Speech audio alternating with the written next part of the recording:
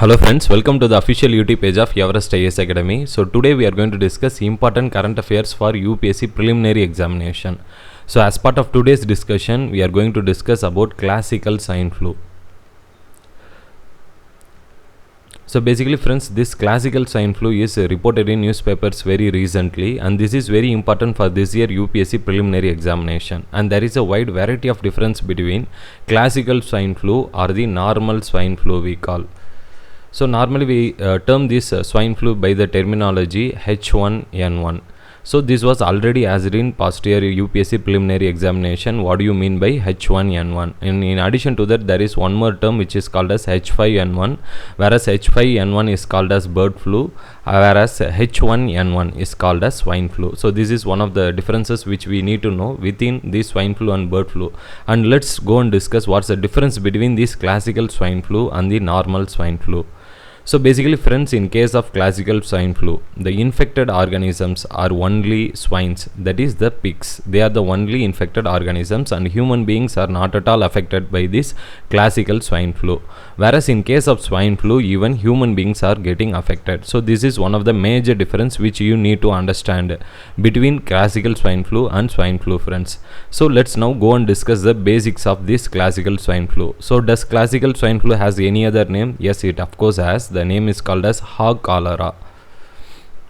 So this is also very important friends for this year examination. So hog cholera or classical swine flu as we call as.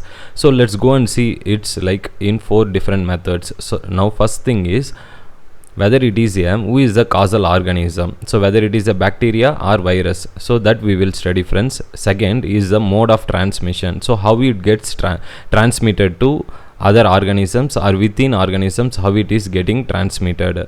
Then the third thing is there any treatment which is available for this classical swine flu, and if not, what is the solution? So these are the 4 perspectives which we know to understand from the basics of classical swine flu, friends.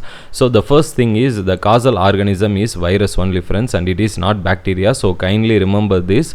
And second, the mode of transmission. So the mode of transmission, if you see friends, it spreads like coronavirus only. So basically if you see coronavirus, friends, the cause of transmission mode will be the normal direct contact surfaces also, or through the fecal matters also. So the same manner this classical swine flu will spread, but this will spread only within pigs and not to human beings. And the third thing is the treatment. So as of now there is no treatment available, friends, for this classical swine flu. So what is the solution which is actually followed? If you see, means the actual solution is we have to slaughter these pigs on a large scale. So we have to kill these pigs. That is the only solution if the pigs are getting infected by this classical swine flu. Otherwise it will spread on a much faster scale. So these are the basic things which you need to understand from the basics of classical swine flu, friends. So in addition to that, we have provided the material for this particular topic which you can go through. So the link for this material which we will be sharing in the Telegram. So for that, in the description box below we have provided the Telegram link, friends. So in addition to that, you can practice upon the hog fevers, the basic questions which has been asked in the UPSC preliminary examination previously, but in this particular question we have asked only about swine flu, so you can practice on this question. So in addition to that, we are actually launching daily newspaper analysis which is already available in our online platform. So those who are interested in this particular course can join this course, friends, by contacting this number.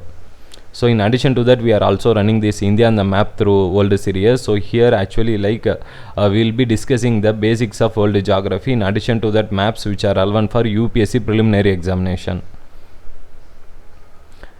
And the third thing is we are also launching now Geography online static course, friends. This course is available only in Tamil, and those who are interested in this course can contact this particular number, friends. Thank you, friends.